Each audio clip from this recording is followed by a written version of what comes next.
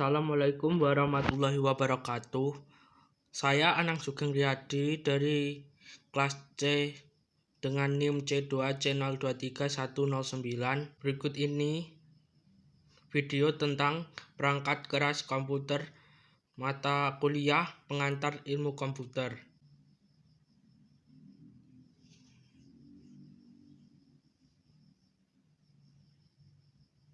Pengertian hardware.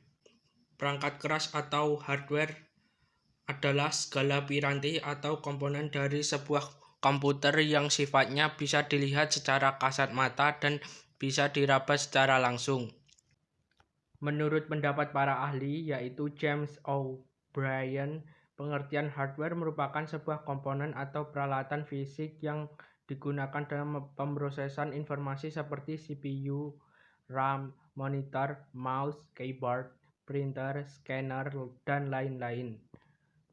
Dan definisi menurut para ahli yaitu dari Alizaki, hardware atau perangkat keras adalah bagian fisik dari komputer termasuk sirkuit digital yang ada pada perangkat komputer. Dan yang kedua menurut para ahli yaitu Joko Untoro, hardware adalah perangkat fisik yang berupa personal komputer beserta segala instrumen pendukungnya.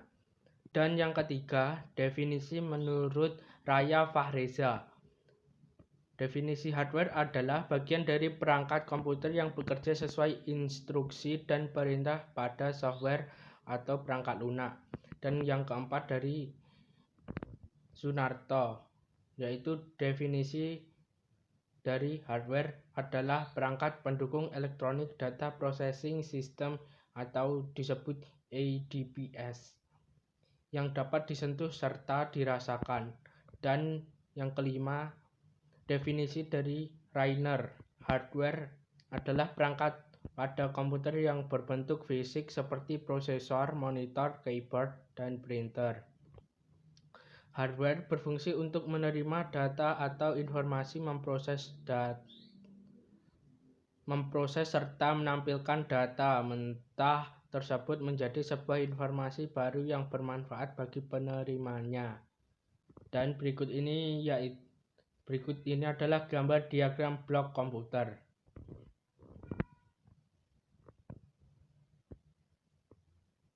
Peralatan masukan pada perangkat keras komputer.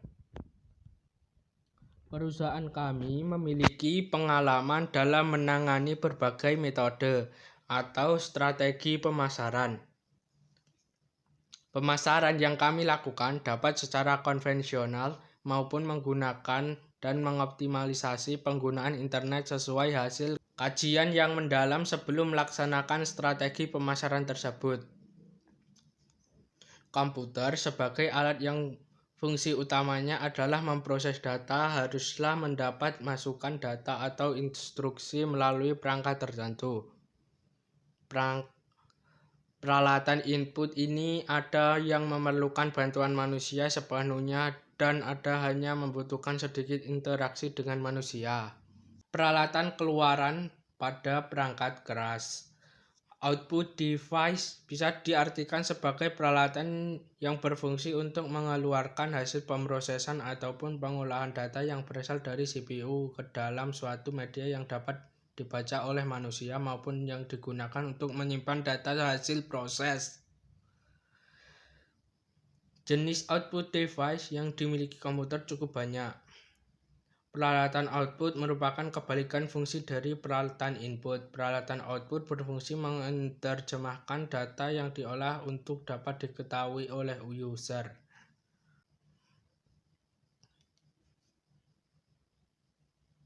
Memori eksternal. External memory bisa diartikan sebagai memori yang berada di luar CPU.